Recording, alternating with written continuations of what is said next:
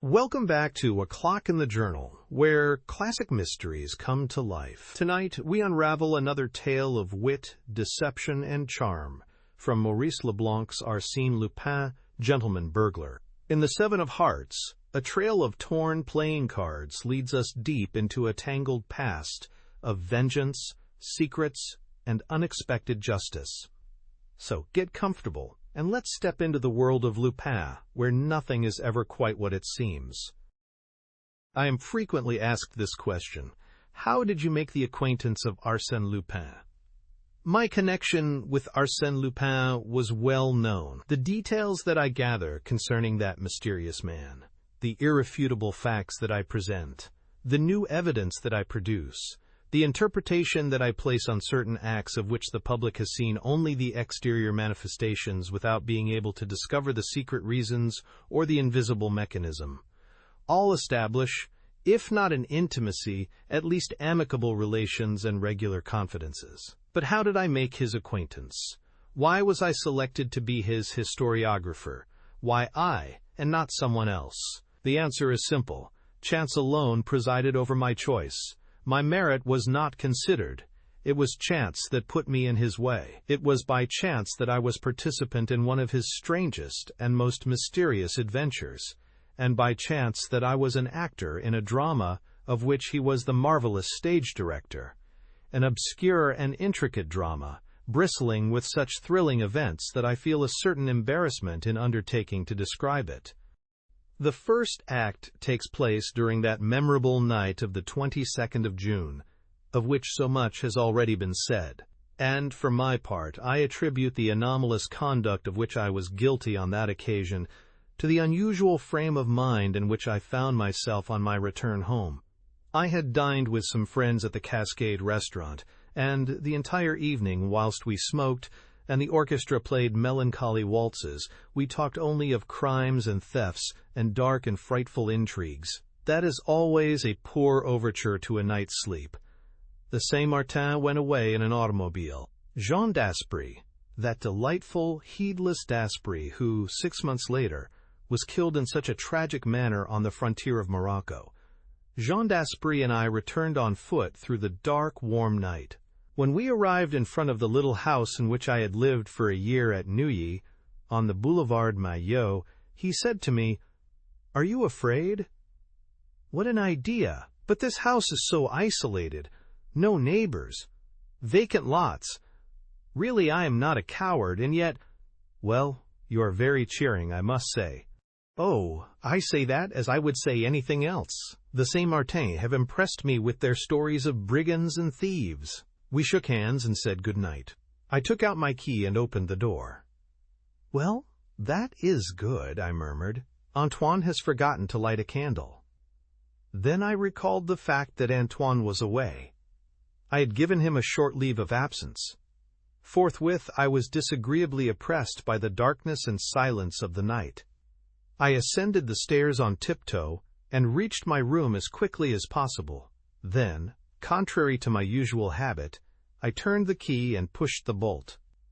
The light of my candle restored my courage, yet I was careful to take my revolver from its case, a large, powerful weapon, and place it beside my bed. That precaution completed my reassurance. I laid down and, as usual, took a book from my night table to read myself to sleep. Then I received a great surprise. Instead of the paper knife with which I had marked my place on the preceding, I found an envelope, closed with 5 seals of red wax. I seized it eagerly. It was addressed to me, and marked, "Urgent." A letter addressed to me. Who could have put it in that place? Nervously, I tore open the envelope, and read. "From the moment you open this letter, whatever happens, whatever you may hear, do not move. Do not utter one cry, otherwise you are doomed." I am not a coward, and quite as well as another, I can face real danger or smile at the visionary perils of imagination. But, let me repeat, I was in an anomalous condition of mind, with my nerves set on edge by the events of the evening. Besides, was there not, in my present situation, something startling and mysterious calculated to disturb the most courageous spirit. My feverish fingers clutched the sheet of paper, and I read and reread those threatening words.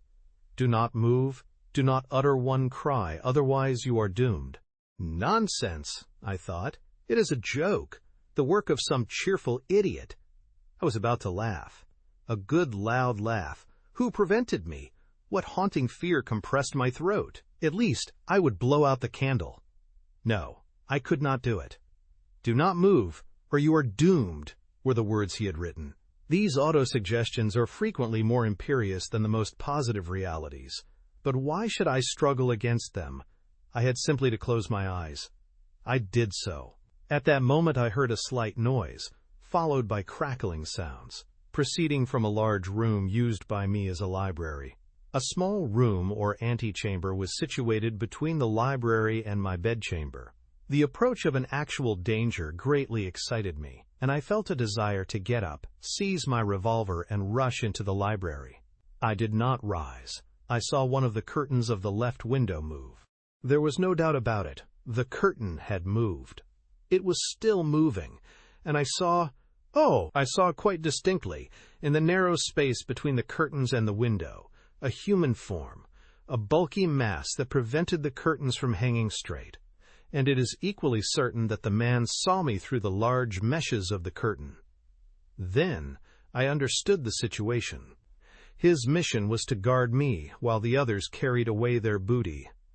Should I rise and seize my revolver? Impossible! He was there! At the least movement, at the least cry, I was doomed. Then came a terrific noise that shook the house. This was followed by lighter sounds, 2 or 3 together, like those of a hammer that rebounded. At least that was the impression formed in my confused brain.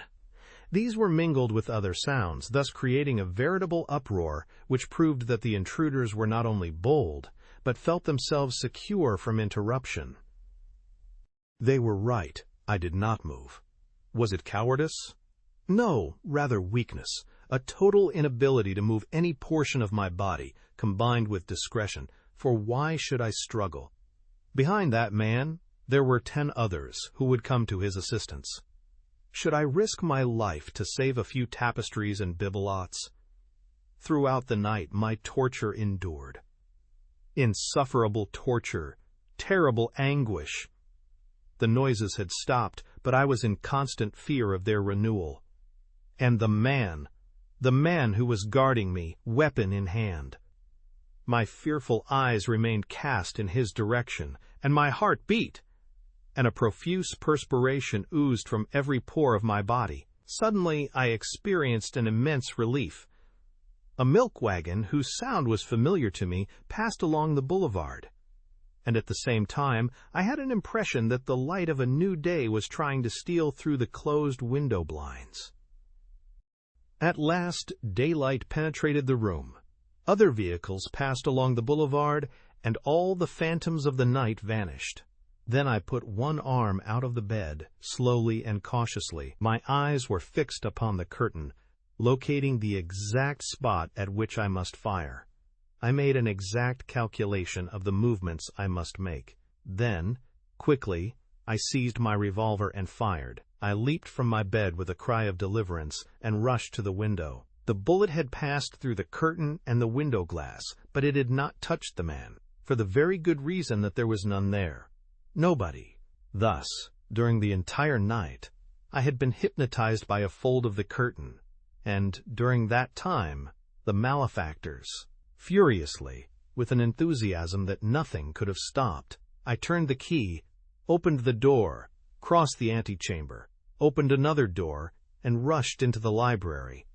But amazement stopped me on the threshold, panting, astounded, more astonished than I had been by the absence of the man. All the things that I supposed had been stolen, furniture, books, pictures, old tapestries, everything was in its proper place. It was incredible.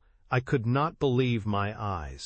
Notwithstanding that uproar, those noises of removal, I made a tour, I inspected the walls, I made a mental inventory of all the familiar objects.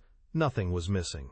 And, what was more disconcerting, There was no clue to the intruders, not a sign, not a chair disturbed, not the trace of a footstep. Well, I said to myself, pressing my hands on my bewildered head. Surely I am not crazy. I heard something. Inch by inch, I made a careful examination of the room. It was in vain. Unless I could consider this as a discovery. Under a small Persian rug, I found a card, an ordinary playing card. It was the 7 of hearts. It was like any other 7 of hearts in French playing cards, with this slight but curious exception. The extreme point of each of the 7 red spots, or hearts, was pierced by a hole, round and regular as if made with the point of an awl. Nothing more. A card and a letter found in a book. But was not that sufficient to affirm that I had not been the plaything of a dream? Throughout the day I continued my searches in the library. It was a large room, much too large for the requirements of such a house, and the decoration of which attested the bizarre taste of its founder. The floor was a mosaic of multicolored stones, formed into large symmetrical designs. The walls were covered with a similar mosaic, arranged in panels, Pompeian allegories, Byzantine compositions, frescoes of the Middle Ages. A Bacchus bestriding a cask, an emperor wearing a gold crown, a flowing beard, and holding a sword in his right hand. Quite high, after the style of an artist's studio, there was a large window, the only one in the room. That window being always open at night, it was probable that the men had entered through it by the aid of a ladder, but, again, there was no evidence. The bottom of the ladder would have left some marks in the soft earth beneath the window, but there were none. Nor were there any traces of footsteps in any part of the yard. I had no idea of informing the police, because the facts I had before me were so absurd and inconsistent. They would laugh at me. However, as I was then a reporter on the staff of the Gil Blas, I wrote a lengthy account of my adventure, and it was published in the paper on the second day thereafter. The article attracted some attention, but no one took it seriously. They regarded it as a work of fiction rather than a story of real life. The Saint-Martins rallied me, but Daspry, who took an interest in such matters, came to see me, made a study of the affair, but reached no conclusion. A few mornings later, the doorbell rang, and Antoine came to inform me that a gentleman desired to see me. He would not give his name. I directed Antoine to show him up. He was a man of about 40 years of age, with a very dark complexion, lively features, and whose correct dress, slightly frayed, proclaimed a taste that contrasted strangely with his rather vulgar manners. Without any preamble, he said to me, in a rough voice that confirmed my suspicion as to his social position, "Monsieur, whilst in a café, I picked up a copy of the Gil Blas and read your article. It interested me very much. Thank you. And here I am." "Ah, yes, to talk to you. Are all the facts related by you quite correct?" "Absolutely so." "Well, in that case, I can, perhaps, give you some information." "Very well, proceed." "No, not yet. First, I must be sure that the facts are exactly as you have related them." "I have given you my word. What further proof do you want?" "I must remain alone in this room." "I do not understand," I said with surprise. "It's an idea that occurred to me when reading your article. Certain details established an extraordinary coincidence with another case that came under my notice. If I am mistaken, I shall say nothing more. And the only means of ascertaining the truth is by my remaining in the room alone." What was at the bottom of this proposition? Later, I recalled that the man was exceedingly nervous, but, at the same time, although somewhat astonished, I found nothing particularly abnormal about the man or the request he had made. Moreover, my curiosity was aroused, so I replied, "Very well. How much time do you require?" "Oh, 3 minutes. Not longer. 3 minutes from now, I will rejoin you." I left the room and went downstairs. I took out my watch. 1 minute passed. 2 minutes. Why did I feel so depressed? Why did those moments seem so solemn and weird? 2 minutes and a half. 2 minutes and 3/4. Then I heard a pistol shot. I bounded up the stairs and entered the room. A cry of horror escaped me. In the middle of the room, the man was lying on his left side, motionless. Blood was flowing from a wound in his forehead. Near his hand was a revolver, still smoking, but, in addition to this frightful spectacle, my attention was attracted by another object. At 2 feet from the body, upon the floor, I saw a playing card. It was the 7 of hearts. I picked it up. The lower extremity of each of the 7 spots was pierced with a small round hole. A half-hour later, the commissary of police arrived, then the coroner, and the chief of the Sûreté, Monsieur Dudouis. I had been careful not to touch the corpse. The preliminary inquiry was very brief and disclosed nothing. There were no papers in the pockets of the deceased, no name upon his clothes, no initial upon his linen, nothing to give any clue to his identity. The room was in the same perfect order as before. The furniture had not been disturbed. Yet this man had not come to my house solely for the purpose of killing himself, or because he considered my place the most convenient one for his suicide. There must have been a motive for his act of despair, and that motive was, no doubt, the result of some new fact ascertained by him during the 3 minutes he was alone. What was that fact? What had he seen? What frightful secret had been revealed to him? There was no answer to these questions. But, at the last moment, an incident occurred that appeared to us of considerable importance. As 2 policemen were raising the body to place it on a stretcher, the left hand thus being disturbed, a crumpled card fell from it. The card bore these words, Georges Andermatt, 37 Rue de Berry. What did that mean? Georges Andermatt was a rich banker in Paris, the founder and president of the metal exchange, which had given such an impulse to the metallic industries in France. He lived in princely style, was the possessor of numerous automobiles, coaches, and an expensive racing stable. His social affairs were very select, and Madame Andermatt was noted for her grace and beauty. "Can that be the man's name?" I asked. The chief of the Sûreté leaned over him. "It is not he. Monsieur Andermatt is a thin man, and slightly gray." "But why this card? Have you a telephone, monsieur?" "Yes, in the vestibule. Come with me." He looked in the directory, and then asked for number 415. 21. "Is Monsieur Andermatt at home? Please tell him that Monsieur Dudouis wished him to come at once to 102 Boulevard Maillot. Very important." 20 minutes later, Mon Andermatt arrived in his automobile. After the circumstances had been explained to him, he was taken in to see the corpse. He displayed considerable emotion and spoke in a low tone and apparently unwillingly. "Etienne Varin," he said. "You know him?" "No, or at least yes, by sight only." "His brother." "Ah, he has a brother?" "Yes, Alfred Varin. He came to see me once on some matter of business. I forget what it was." "Where does he live?" "The 2 brothers live together, Rue de Provence, I think." "Do you know any reason why he should commit suicide?" "None." "He held a card in his hand. It was your card with your address." "I do not understand that." "It must have been there by some chance that will be disclosed by the investigation." A very strange chance, I thought, and I felt that the others entertained the same impression. I discovered the same impression in the papers next day, and amongst all my friends with whom I discussed the affair. Amid the mysteries that enveloped it, after the double discovery of the 7 of hearts pierced with 7 holes, after the 2 inscrutable events that had happened in my house, that visiting card promised to throw some light on the affair. Through it, the truth may be revealed, but, contrary to our expectations, Monsieur Andermatt furnished no explanation. He said, "I have told you all I know. What more can I do?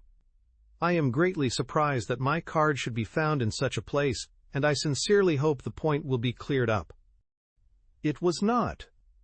The official investigation established that the Varenne brothers were of Swiss origin, had led a shifting life under various names, frequenting gambling resorts, associating with a band of foreigners who had been dispersed by the police after a series of robberies in which their participation was established only by their flight. At number 24 Rue de Provence, where the Varenne brothers had lived 6 years before, no one knew what had become of them. I confess that for my part, the case seemed to me so complicated and so mysterious that I did not think the problem would ever be solved, so I concluded to waste no more time upon it. But Jean d'Aspry, whom I frequently met at that period, became more and more interested in it each day. It was he who pointed out to me that item from a foreign newspaper which was reproduced and commented upon by the entire press. It was as follows. The first trial of a new model of submarine boat, which is expected to revolutionize naval warfare, will be given in presence of the former emperor at a place that will be kept secret until the last minute. An indiscretion has revealed its name. It is called the Seven of Hearts. The Seven of Hearts. That presented a new problem. Could a connection be established between the name of the submarine and the incidents which we have related? But a connection of what nature? What had happened here could have no possible relation with the submarine. "What do you know about it?" said d'Aspry to me. "The most diverse effects often proceed from the same cause." 2 days later, the following foreign news item was received and published. It is said that the plans of the new submarine Seven of Hearts were prepared by French engineers, who, having sought in vain the support of their compatriots, subsequently entered into negotiations with the British Admiralty without success. I do not wish to give undue publicity to certain delicate matters which once provoked considerable excitement. Yet since all danger of injury therefrom has now come to an end, I must speak of the article that appeared in the Echo de France, which aroused so much comment at that time, and which threw considerable light upon the mystery of the Seven of Hearts. This is the article as it was published over the signature of Salvator. The Affair of the Seven of Hearts. A corner of the veil raised. We will be brief. 10 years ago, a young mining engineer, Louis Lacombe, wishing to devote his time and fortune to certain studies, resigned his position he then held, and rented number 102 Boulevard Maillot, a small house that had been recently built and decorated for an Italian count, through the agency of the Varenne brothers of Lausanne, one of whom assisted in the preliminary experiments, and the other acted as financial agent. The young engineer was introduced to Georges Andermatt, the founder of the Metal Exchange. After several interviews, he succeeded in interesting the banker in a submarine boat on which he was working, and it was agreed that as soon as the invention was perfected, Monsaltat, Andermatt would use his influence with the Minister of Marine to obtain a series of trials under the direction of the government. For 2 years, Louis Lacombe was a frequent visitor at Andermatt's house, and he submitted to the banker the various improvements he made upon his original plans, until one day, being satisfied with the perfection of his work, he asked Andermatt to communicate with the Minister of Marine. That day, Louis Lacombe dined at Andermatt's house. He left there about 11:30 at night. He has not been seen since. A perusal of the newspapers of that date will show that the young man's family caused every possible inquiry to be made, but without success, and it was the general opinion that Louis Lacombe, who was known as an original and visionary youth, had quietly left for parts unknown. Let us accept that theory, improbable though it be, and let us consider another question, which is a most important one for our country. What has become of the plans of the submarine? Did Louis Lacombe carry them away?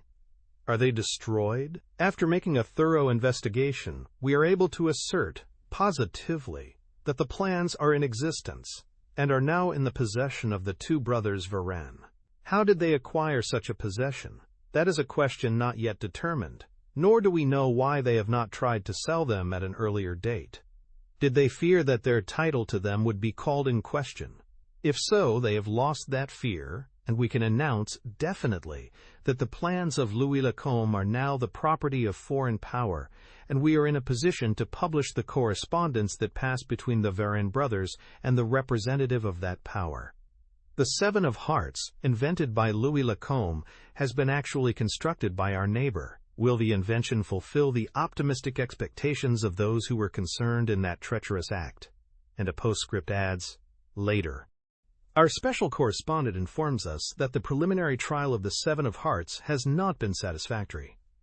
It is quite likely that the plans sold and delivered by the Varenne brothers did not include the final document carried by Louis Lacombe to Mons Andermatt on the day of his disappearance, a document that was indispensable to a thorough understanding of the invention. It contained a summary of the final conclusions of the inventor and estimates and figures not contained in the other papers. Without this document, the plans are incomplete. On the other hand, without the plans, the document is worthless. Now is the time to act and recover what belongs to us. It may be a difficult matter, but we rely upon the assistance of Mons Andermatt. It will be to his interest to explain his conduct, which has hitherto been so strange and inscrutable. He will explain not only why he concealed these facts at the time of the suicide of Etienne Varenne, but also why he has never revealed the disappearance of the paper, a fact well known to him. He will tell why, during the last 6 years, he paid spies to watch the movements of the Varenne brothers. We expect from him not only words, but acts. And at once. Otherwise, the threat was plainly expressed. But of what did it consist? What whip was Salvatore, the anonymous writer of the article, holding over the head of Mons Andermatt? An army of reporters attacked the banker, and 10 interviewers announced the scornful manner in which they were treated. Thereupon, the Echo de France announced its position in these words: "Whether Mons Andermatt is willing or not, he will be, henceforth, our collaborator in the work we have undertaken."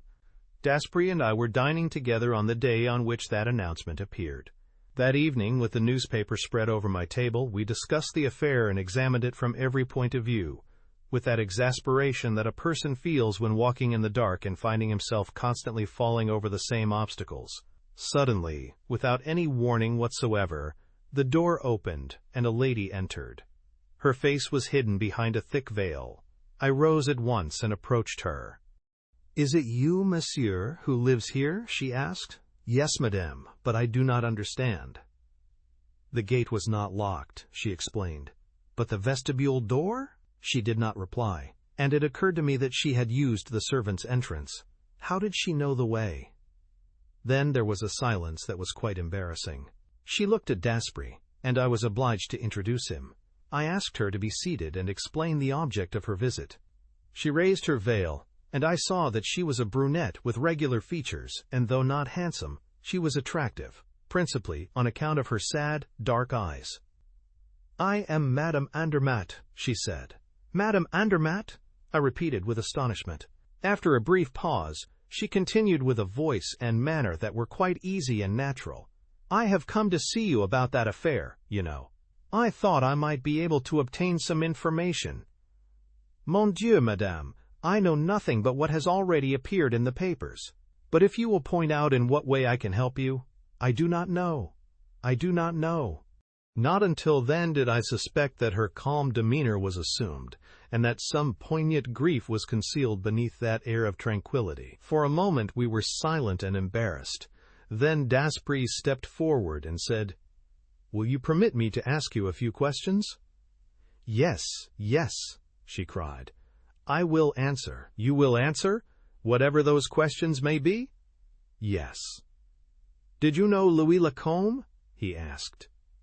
"Yes, through my husband." "When did you see him for the last time?" "The evening he dined with us." "At that time, was there anything to lead you to believe that you would never see him again?" "No." "But he had spoken of a trip to Russia, in a vague way." "Then you expected to see him again?" "Yes. He was to dine with us 2 days later." "How do you explain his disappearance?" "I cannot explain it." "And Monsieur Andermatt?" "I do not know. Yet the article published in the Echo de France indicates, yes, that the Varenne brothers had something to do with his disappearance. Is that your opinion?" "Yes."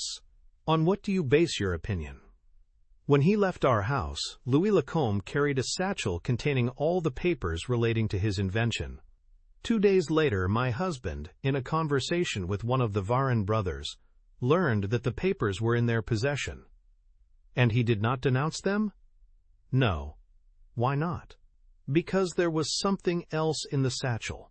Something besides the papers of Louis Lacombe. What was it? She hesitated, was on the point of speaking, but finally remained silent. Daspry continued. I presume that is why your husband has kept a close watch over their movements, instead of informing the police. He hoped to recover the papers and, at the same time, that compromising article which has enabled the two brothers to hold over him threats of exposure and blackmail, over him and over me. Ah, over you also? Over me in particular. She uttered the last words in a hollow voice. Daspry observed it. He paced to and fro for a moment, then, turning to her, asked, Had you written to Louis Lacombe? Of course. My husband had business with him. Apart from those business letters, had you written to Louis Lacombe other letters? Excuse my insistence, but it is absolutely necessary that I should know the truth. Did you write other letters? Yes, she replied, blushing. And those letters came into the possession of the Varenne brothers? Yes. Does Monsieur Andermatt know it? He has not seen them, but Alfred Varenne has told him of their existence and threatened to publish them if my husband should take any steps against him. My husband was afraid of a scandal. But he has tried to recover the letters? I think so, but I do not know. You see, after that last interview with Alfred Varenne, and after some harsh words between me and my husband, in which he called me to account, we live as strangers. In that case, as you have nothing to lose, what do you fear? I may be indifferent to him now, but I am the woman that he has loved, the one he would still love. Oh, I am quite sure of that, she murmured in a fervent voice. He would still love me if he had not got hold of those cursed letters. What? Did he succeed? But the two brothers still defied him. Yes, and they boasted of having a secure hiding place. Well? I believe my husband discovered that hiding place. Ah, where was it? Here, here, I cried in alarm. Yes, I always had that suspicion.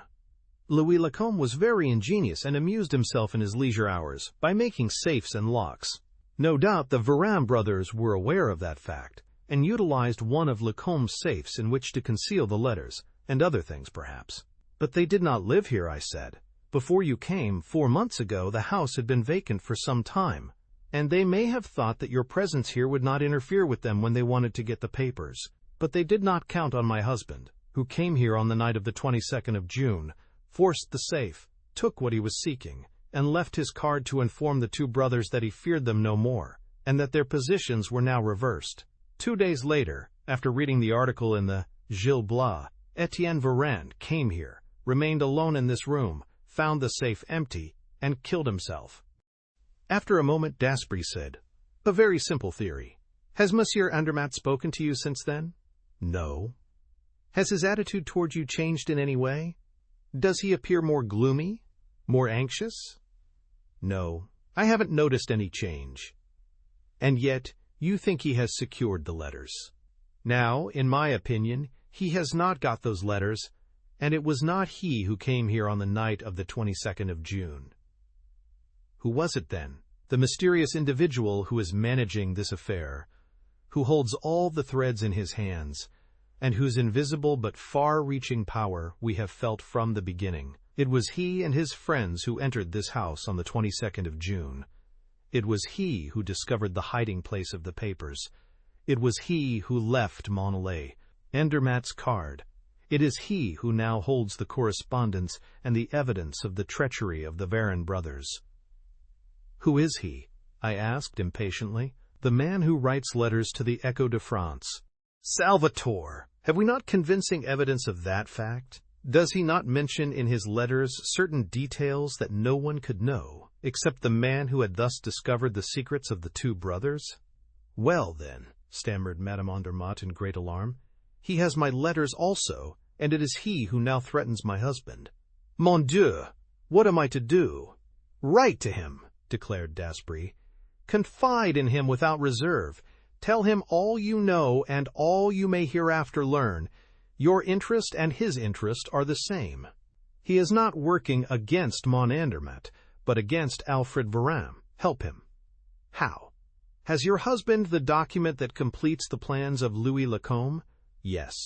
Tell that to Salvatore, and if possible, procure the document for him.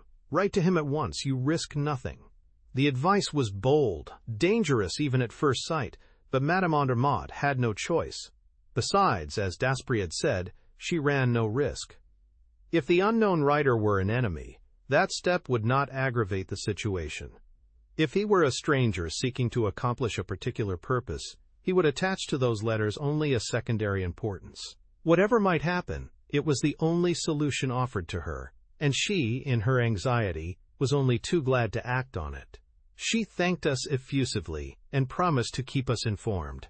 In fact, 2 days later she sent us the following letter that she had received from Salvatore. Have not found the letters, but I will get them. Rest easy. I am watching everything. S. I looked at the letter. It was in the same handwriting as the note I found in my book on the night of the 22nd of June. Daspry was right.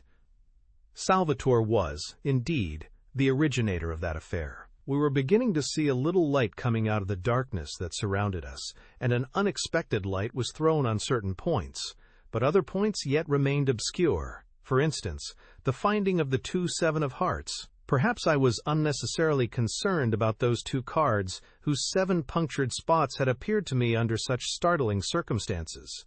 Yet I could not refrain from asking myself, what role will they play in the drama? What importance do they bear? What conclusion must be drawn from the fact that the submarine constructed from the plans of Louis Lacombe bore the name of 7 of hearts? Daspry gave little thought to the other 2 cards. He devoted all his attention to another problem which he considered more urgent.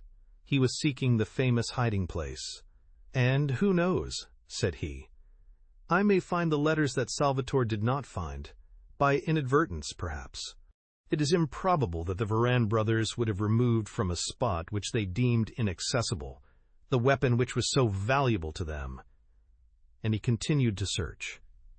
In a short time the large room held no more secrets for him, so he extended his investigations to the other rooms.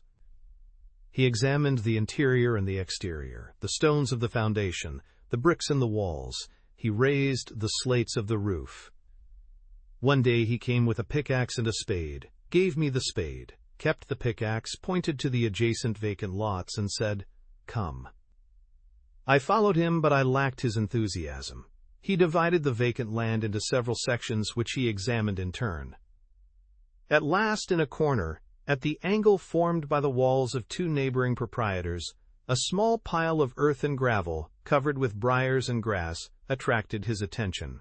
He attacked it. I was obliged to help him. For an hour, under a hot sun, we labored without success. I was discouraged, but Daspry urged me on. His ardor was as strong as ever. At last, Daspry's pickaxe unearthed some bones, the remains of a skeleton to which some scraps of clothing still hung. Suddenly, I turned pale. I had discovered, sticking in the earth, a small piece of iron cut in the form of a rectangle, on which I thought I could see red spots. I stooped and picked it up. That little iron plate was the exact size of a playing card, and the red spots, made with red lead, were arranged upon it in a manner similar to the 7 of hearts, and each spot was pierced with a round hole similar to the perforations in the 2 playing cards. Listen, Daspry, I have had enough of this.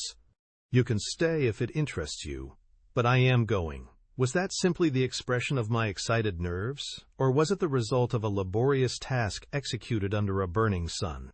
I know that I trembled as I walked away, and that I went to bed, where I remained 48 hours, restless and feverish, haunted by skeletons that danced around me and threw their bleeding hearts at my head. Daspry was faithful to me. He came to my house every day, and remained 3 or 4 hours, which he spent in the large room, ferreting, thumping, tapping. The letters are here, in this room, he said from time to time. They are here, I will stake my life on it. On the morning of the third day I arose, feeble yet, but cured. A substantial breakfast cheered me up, but a letter that I received that afternoon contributed more than anything else to my complete recovery and aroused in me a lively curiosity. This was the letter. Monsieur, the drama, the first act of which transpired on the night of the 22nd of June, is now drawing to a close. Force of circumstances compel me to bring the two principal actors in that drama face to face, and I wish that meeting to take place in your house. If you will be so kind as to give me the use of it for this evening from 9 o'clock to 11. It will be advisable to give your servant leave of absence for the evening, and, perhaps, you will be so kind as to leave the field open to the two adversaries. You will remember that when I visited your house on the night of the 22nd of June, I took excellent care of your property. I feel that I would do you an injustice if I should doubt for one moment your absolute discretion in this affair. Your devoted Salvatore. I was amused at the facetious tone of his letter, and also at the whimsical nature of his request. There was a charming display of confidence and candor in his language, and nothing in the world could have induced me to deceive him or repay his confidence with ingratitude. I gave my servant a theater ticket, and he left the house at 8 o'clock. A few minutes later, Daspry arrived. I showed him the letter. "Well?" said he. "Well, I have left the garden gate unlocked, so anyone can enter." "And you? Are you going away?" "Not at all. I intend to stay right here." "But he asks you to go." "But I am not going. I will be discreet, but I am resolved to see what takes place." "Ma foi!" exclaimed Daspry, laughing. "You are right, and I shall stay with you. I shouldn't like to miss it." We were interrupted by the sound of the doorbell. "Here already?" said Daspry. 20 minutes ahead of time. Incredible!" I went to the door and ushered in the visitor. It was Madame Andermatt. She was faint and nervous, and in a stammering voice she ejaculated, "My husband is coming. He has an appointment. They intend to give him the letters." "How do you know?" I asked.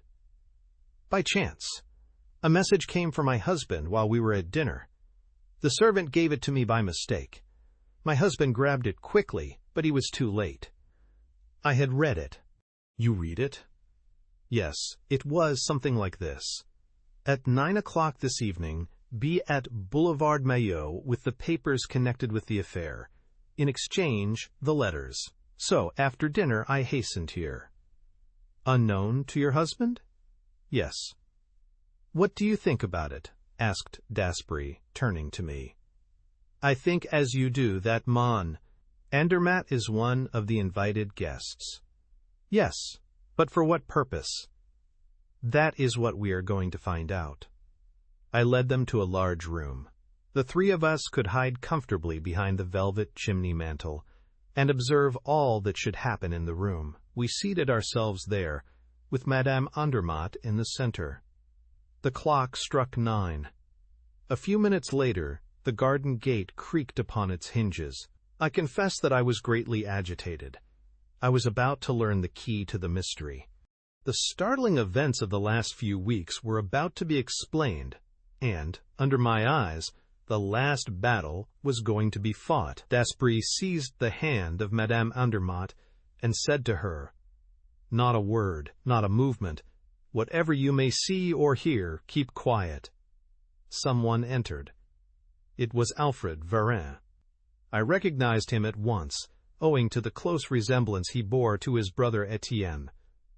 There was the same slouching gait, the same cadaverous face covered with a black beard.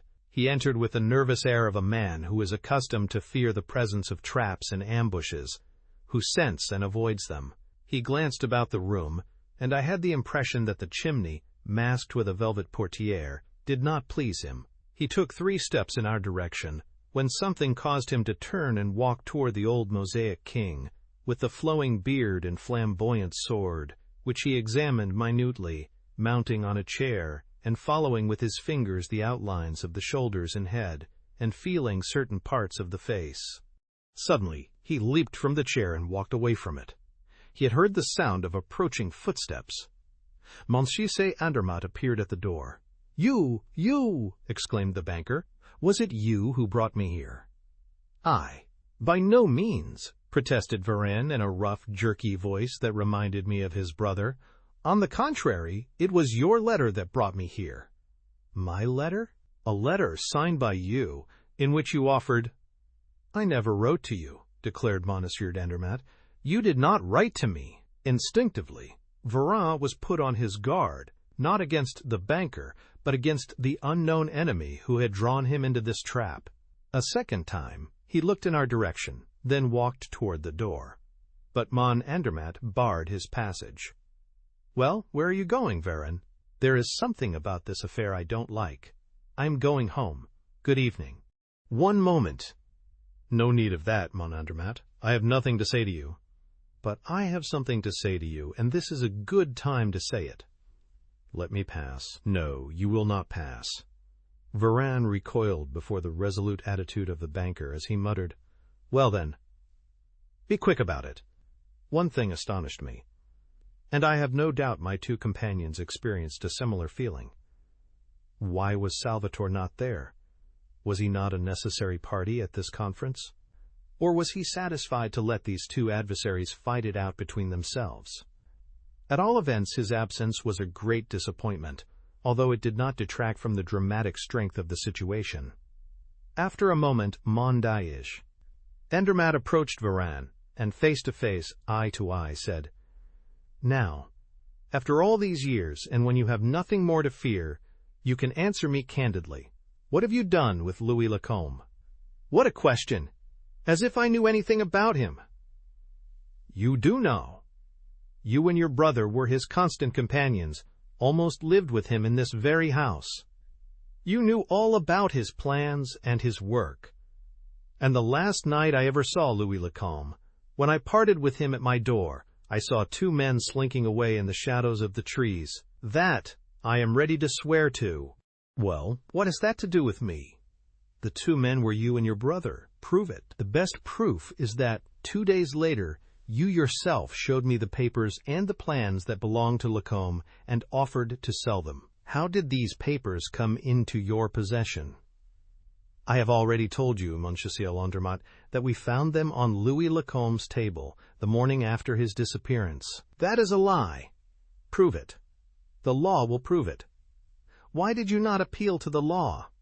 Why? Why? Stammered the banker with a slight display of emotion. You know very well, Mon Andermatt, if you had the least certainty of our guilt, our little threat would not have stopped you.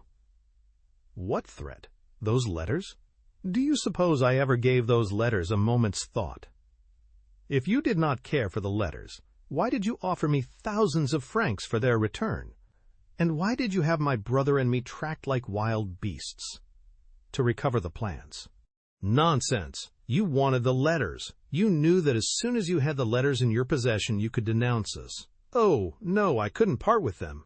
He laughed heartily, but stopped suddenly and said, But enough of this. We are merely going over old ground. We make no headway. We had better let things stand as they are. We will not let them stand as they are, said the banker.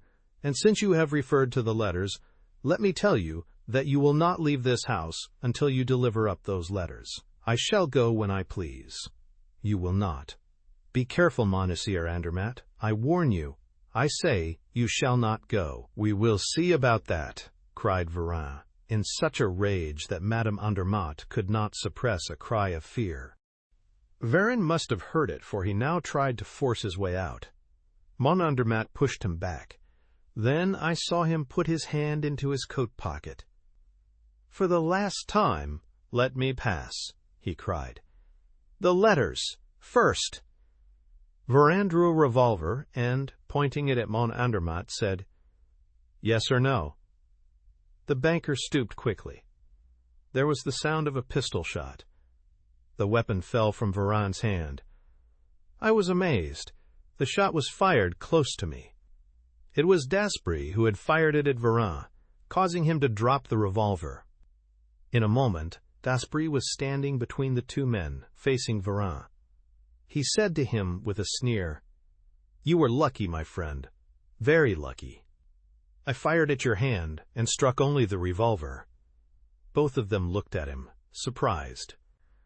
Then he turned to the banker and said, "I beg your pardon, monsieur, for meddling in your business, but, really, you play a very poor game. Let me hold the cards." Turning again to Varenne, Daspry said, "It's between us two, comrade, and play fair, if you please. Hearts are trumps, and I play the 7. Then Daspry held up, before Varenne's bewildered eyes, the little iron plate marked with the 7 red spots.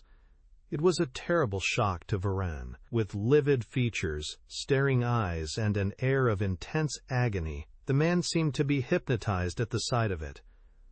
"Who are you?" he gasped. "One who meddles in other people's business, down to the very bottom. What do you want?" "What you brought here tonight." "I brought nothing." "Yes, you did, or you wouldn't have come.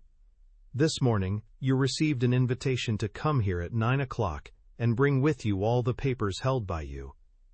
You are here. Where are the papers?" There was in Daspry's voice and manner a tone of authority that I did not understand. His manner was usually quite mild and conciliatory. Absolutely conquered, Varenne placed his hand on one of his pockets and said, "The papers are here." "All of them?" "Yes. All that you took from Louis Lacombe and afterwards sold to Major von Lieben?" "Yes." "Are these the copies or the originals?" "I have the originals." "How much do you want for them?" 100,000 francs. "You are crazy," said Daspry. "Why, the Major gave you only 20,000, and that was like money thrown into the sea, as the boat was a failure at the preliminary trials. They didn't understand the plans. The plans are not complete." "Then why do you ask me for them?" "Because I want them. I offer you 5,000 francs, not a sou more. 10,000, not a sou less." "Agreed," said Daspry, who now turned to Mon Andermatt and said, "Monsieur will kindly sign a check for the amount." "But I haven't got your checkbook?" "Here it is." Astounded, Mon Air, Andermatt examined the checkbook that Daspry handed to him. "It is mine," he gasped. "How does that happen?" "No idle words, monsieur, if you please. You have merely to sign." The banker took out his fountain pen, filled out the check, and signed it. Varenne held out his hand for it. "Put down your hand," said Daspry. "There is something more." Then, to the banker, he said, "You asked for some letters, did you not?" "Yes, a package of letters." "Where are they, Varenne?" "I haven't got them." "Where are they, Varenne?" "I don't know. My brother had charge of them. They are hidden in this room." "In that case, you know where they are." "How should I know? Was it not you who found the hiding place? You appear to be as well informed as Salvator." "The letters are not in the hiding place." "They are. Open it." Varenne looked at him defiantly. Were not Daspry and Salvator the same person? Everything pointed to that conclusion. If so, Varenne risked nothing in disclosing a hiding place already known. "Open it," repeated Daspry. "I have not got the 7 of hearts." "Yes, here it is," said Daspry, handing him the iron plate. Varenne recoiled in terror and cried, "No, no, I will not." "Never mind," replied Daspry, as he walked toward the bearded king, climbed on a chair, and applied the 7 of hearts to the lower part of the sword, in such a manner that the edges of the iron plate coincided exactly with the 2 edges of the sword. Then, with the assistance of an awl which he introduced alternately into each of the 7 holes, he pressed upon 7 of the little mosaic stones. As he pressed upon the 7th one, a clicking sound was heard, and the entire bust of the king turned upon a pivot, disclosing a large opening lined with steel. It was really a fireproof safe. "You can see, Varenne, the safe is empty." "So I see. Then my brother has taken out the letters. Daspry stepped down from the chair, approached Varin, and said, "Now, no more nonsense with me. There is another hiding place. Where is it?" "There is none." "Is it money you want?" "How much?" 10,000. "Monsieur Andermatt, are those letters worth 10,000 francs to you?" "Yes," said the banker firmly. Varin closed the safe, took the 7 of hearts, and placed it again on the sword at the same spot. He thrust the awl into each of the 7 holes. There was the same clicking sound, but this time, strange to relate, it was only a portion of the safe that revolved on the pivot, disclosing quite a small safe that was built within the door of the larger one. The packet of letters was here, tied with a tape, and sealed. Varin handed the packet to Daspry. The latter turned to the banker and asked, "Is the check ready, Monsieur Andermatt?"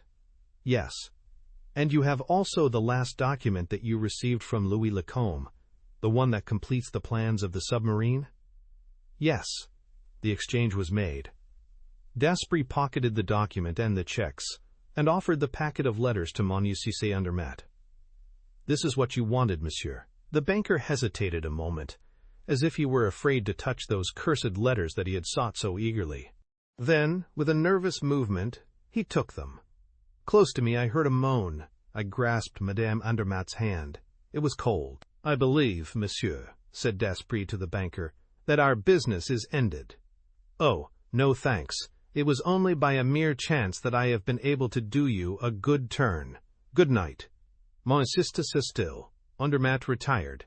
He carried with him the letters written by his wife to Louis Lacombe. "Marvelous!" exclaimed Daspry, delighted. "Everything is coming our way. Now, we have only to close our little affair, comrade. You have the papers?" "Here they are, all of them." Daspry examined them carefully, and then placed them in his pocket. "Quite right. You have kept your word," he said. But what? "The 2 checks? The money?" said Varin eagerly. "Well, you have a great deal of assurance, my man. How dare you ask such a thing?" "I ask only what is due to me." "Can you ask pay for returning papers that you stole?" "Well, I think not." Varin was beside himself. He trembled with rage. His eyes were bloodshot. "The money! The 20,000!" he stammered. "Impossible! I need it myself." "The money! Come, be reasonable and don't get excited. It won't do you any good." Daspry seized his arm so forcibly that Varin uttered a cry of pain. Daspry continued, "Now, you can go. The air will do you good. Perhaps you want me to show you the way." "Ah! Yes, we will go together to the vacant lot near here, and I will show you a little mound of earth and stones, and under it—" "That is false! That is false!" "Oh, no, it is true. That little iron plate with the 7 spots on it came from there. Louis Lacombe always carried it, and you buried it with the body, and with some other things that will prove very interesting to a judge and jury." Varin covered his face with his hands and muttered, "All right, I am beaten. Say no more. But I want to ask you one question. I should like to know—" "What is it?" "Was there a little casket in the large safe?" "Yes." "Was it there on the night of the 22nd of June?" "Yes." "What did it contain?" "Everything that the Varin brothers had put in it. A very pretty collection of diamonds and pearls picked up here and there by the said brothers."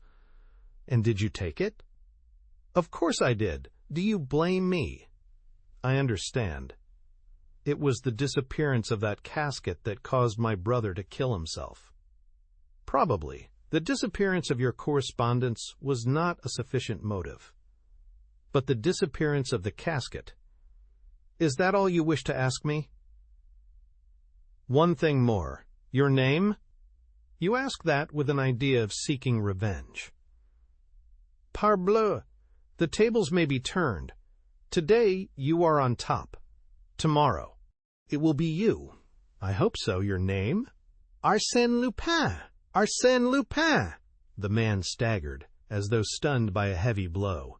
Those 2 words had deprived him of all hope. Daspry laughed and said, "Ah! Did you imagine that a Monsieur Durand or Dupont could manage an affair like this? No, it required the skill and cunning of Arsène Lupin. And now that you have my name, go and prepare your revenge. Arsène Lupin will wait for you." Then he pushed the bewildered Varin through the door. "Daspry! Daspry!" I cried, pushing aside the curtain. He ran to me. What's the matter?" "Madame Andermatt is ill." He hastened to her, caused her to inhale some salts, and while caring for her, questioned me. "Well, what did it?" "The letters of Louis Lacombe that you gave to her husband." He struck his forehead and said, "Did she think that I could do such a thing? But of course she would. Imbecile that I am!" Madame Andermatt was now revived. Daspry took from his pocket a small package exactly similar to the one that Montman Andermatt had carried away. "Here are your letters, madame. These are the genuine letters." "But the others?" "The others are the same, rewritten by me and carefully worded. Your husband will not find anything objectionable in them, and will never suspect the substitution since they were taken from the safe in his presence. But the handwriting, there is no handwriting that cannot be imitated." She thanked him in the same words she might have used to a man in her own social circle, so I concluded that she had not witnessed the final scene between Varin and Arsène Lupin. But the surprising revelation caused me considerable embarrassment. Lupin, my club companion, was none other than Arsène Lupin. I could not realize it. But he said, quite at his ease, "You can say farewell to Jean Daspry." "Ah, yes, Jean Daspry is going on a long journey. I shall send him to Morocco. There he may find a death worthy of him. I may say that that is his expectation." "But Arsène Lupin will remain?" "Oh, decidedly. Arsène Lupin is simply at the threshold of his career, and he expects—" I was impelled by curiosity to interrupt him, and leading him away from the hearing of Madame Andermatt, I asked, "Did you discover the smaller safe yourself, the one that held the letters?" "Yes, after a great deal of trouble. I found it yesterday afternoon while you were asleep, and yet God knows it was simple enough. But the simplest things are the ones that usually escape our notice." Then, showing me the 7 of hearts, he added, "Of course I had guessed that, in order to open the larger safe, this card must be placed on the sword of the Mosaic king." "How did you guess that?" "Quite easily. Through private information, I knew that fact when I came here on the evening of the 22nd of June. After you left me. Yes. After turning the subject of our conversation to stories of crime and robbery, which were sure to reduce you to such a nervous condition that you would not leave your bed, but would allow me to complete my search uninterrupted. The scheme worked perfectly. Well, I knew when I came here that there was a casket concealed in a safe with a secret lock, and that the 7 of hearts was the key to that lock. I had merely to place the card upon the spot that was obviously intended for it. An hour's examination showed me where the spot was." "1 hour!" observed the fellow in mosaic. "The old emperor?" "That old emperor is an exact representation of the King of Hearts on all playing cards." "That's right. But how does the 7 of hearts open the larger safe at one time and the smaller safe at another time? And why did you open only the larger safe in the first instance? I mean on the night of the 22nd of June. Why? Because I always placed the 7 of hearts in the same way. I never changed the position. But yesterday I observed that by reversing the card, by turning it upside down, the arrangement of the 7 spots on the mosaic was changed." "Parbleu! Of course, parbleu! But a person has to think of those things. There is something else. You did not know the history of those letters until Madame Andermatt spoke of them before me?" "No, because I found in the safe, besides the casket, nothing but the correspondence of the 2 brothers, which disclosed their treachery in regard to the plans." Then it was by chance that you were led first to investigate the history of the two brothers, and then to search for the plans and documents relating to the submarine simply by chance. For what purpose did you make the search?" "Mon Dieu!" exclaimed Daspry, laughing. "How deeply interested you are! The subject fascinates me." "Very well. Presently, after I have escorted Madame Andermatt to a carriage, and dispatched a short story to the Echo de France, I will return and tell you all about it." He sat down and wrote one of those short, clear-cut articles which serve to amuse and mystify the public. Who does not recall the sensation that followed that article produced throughout the entire world? Arsène Lupin has solved the problem recently submitted by Salvatore. Having acquired possession of all the documents and original plans of the engineer Louis Lacombe, he has placed them in the hands of the Minister of Marine, and he has headed a subscription list for the purpose of presenting to the nation the first submarine constructed from those plans. His subscription is 20,000 francs. 20,000 francs! The checks of Montchamp de Mott? I exclaimed when he had given me the paper to read. Exactly. It was quite right that Varin should redeem his treachery. And that is how I made the acquaintance of Arsène Lupin. That is how I learned that Jean Daspry, a member of my club, was none other than Arsène Lupin, gentleman thief. That is how I formed very agreeable ties of friendship with that famous man, and, thanks to the confidence with which he honored me, how I became his very humble and faithful historiographer.